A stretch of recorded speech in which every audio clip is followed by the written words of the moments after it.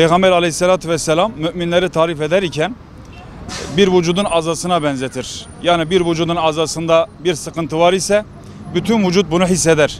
Şu anda İslam aleminin yani ümmet olarak, kardeş olarak, din kardeşimiz olarak en çok sıkıntı çektiğimiz bölgemiz, belki dünya üzerinde birçok coğrafyadaki mümin kardeşlerimiz bu sıkıntıyı çekiyor ama şu anda bugün bir hafta 10 gündür İsrail zulmü altında hakikaten onların zulmüne maruz kalan Filistinli kardeşlerimizin bu zulme maruz kalışları bizleri hakikaten hem üzmesi hem de biz bu kardeşlerimize nasıl destek olabiliriz? Bu manada Şanlıurfa'dan Filistin'e, Gazze'ye, oradaki kardeşlerimize, Mescid-i Aksa'ya nasıl sahip çıkabiliriz diye Şanlıurfa'daki sivil toplum örgütleriyle birlikte bir araya gelerekten dün itibariyle Rabia Meydanı'nda çadırımızı kurduk. Kardeşlerimize inşallah desteklerimizi her manada yanlarında olduklarımızı göstermek açısından yardım çadırımızı kurduk. Yardım çadırımızda bir ay boyunca burada bu meydanda neler yapacağız? Bu kardeşlerimize maddi olarak inşallah desteklerde bulunacak. Urfa halkından bu konuda özellikle desteklerini esirgemesinler. Şu ana kadar nasıl her konuda İslam alemine desteklerini nasıl verdiler ise biz Urfa halkının digergam olduğunu biliyoruz. Kardeşlerinin yanında olduğunu biliyoruz. Bu noktada inşallah desteklerini gelip Rabia Meydanı'nda bu çadırda maddi olarak gelip desteklerini verebilirler. Ayrıyeten Türkiye'deki hem Amerikan üslerinin kapatılması noktasında imza kampanyamız hem de Filistin'le ilgili Filistin konusuna vukuf kardeşlerimizin her gün bir STK'mızın bu çadırda Filistin'le ilgili bu oradaki mezalimi anlatacak şekilde kardeşlerimiz gelip burada konuşmalar yapacaklar. Bu manada da insanlarımızı her gün saat 5'ten sonra normalde saat 2 ile 8 arası çadırımız açık. Bu noktada tüm Urfa halkını bu konuda destek vermeye çağırıyoruz. Rabbimiz inşallah bu sıkıntının bir an önce son bulması için bizlerin burada yapmış olduğu sadece belki bir fiili duadır.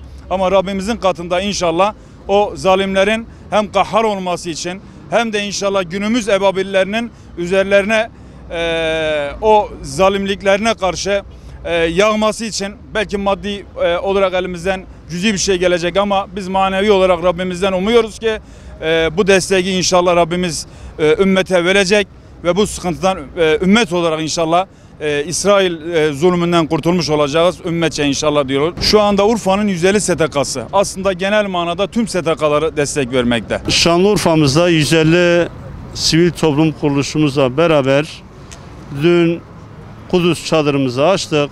Bizim buradaki amacımız, gayemiz de en azından hem insanlarımıza daha iyi bir bilinç aşılamak, hem duyarlılığı artırmak, hem de en azından gerçekten İsrail'in bu zulmünü, bu yaptığı mezalimi en azından insanlarımıza duyurup hiçbir şey yapamıyorsak dahi en azından mali imkanlarla ya da bunları protesto ederek, mallarını almayarak bu duyarlılığımızı dile getirmek adına bu çadırı kurduk. Sağ olsun Şanlıurfalı vatandaşlarımız gerçekten büyük ilgi, alaka gösteriyor. En azından işte bu nefretimizi, bu öfkemizi gerçekten bu terör devleti İsrail'e haddini bildirme adına en azından bir birey olarak, bir insan olarak ya da işte sivil toplum kuruluşları olarak ne yapabiliyor isek asgari düzeyde her türlü mümkün mertebe bir şeyler biz de yapma eğilimindeyiz.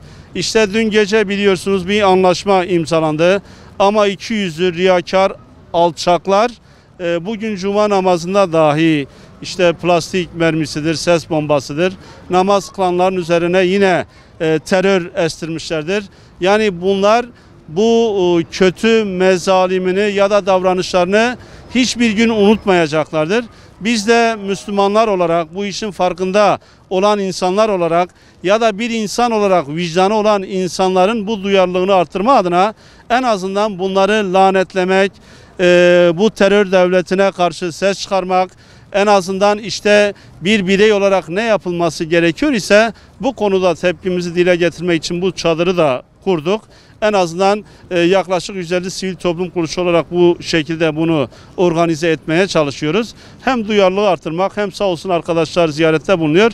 En azından bununla ilgili de her gün bir programımız olacak. Bu konuda da ben vatandaşlarımıza, sivil toplum kuruluşlarımıza, emeği geçen tüm kardeşlerimizden Allah razı olsun diyorum. Bu duyarlılığı artırıp mutlaka bu zalimlere haddini bildirmek gerekir diye düşünüyorum.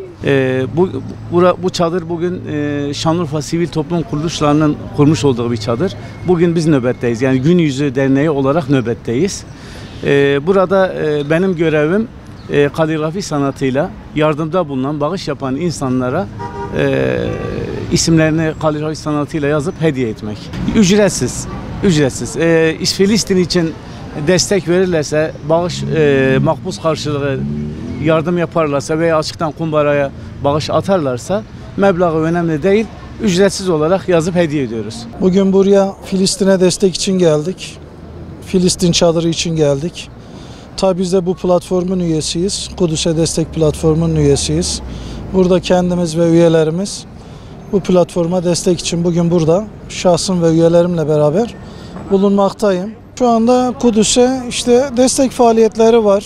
Bununla ilgili farklı arkadaşlar geliyorlar. Kudüs'le ilgili buraya gelenleri bilgilendiriyorlar. Yardım kampanyamız var. Onunla ilgili çalışmalar yapılıyor. İmza kampanyamız var. Onunla ilgili bir çalışmamız var. Kudüs'te barışın olması için tüm Şanlıurfa'daki halkı buraya destek için bekliyoruz. Hem imza kampanyasına hem de Kudüs'e, Filistin'e yardım desteği için buraya yardım çadırına, Kudüs çadırına bekliyoruz onları inşallah.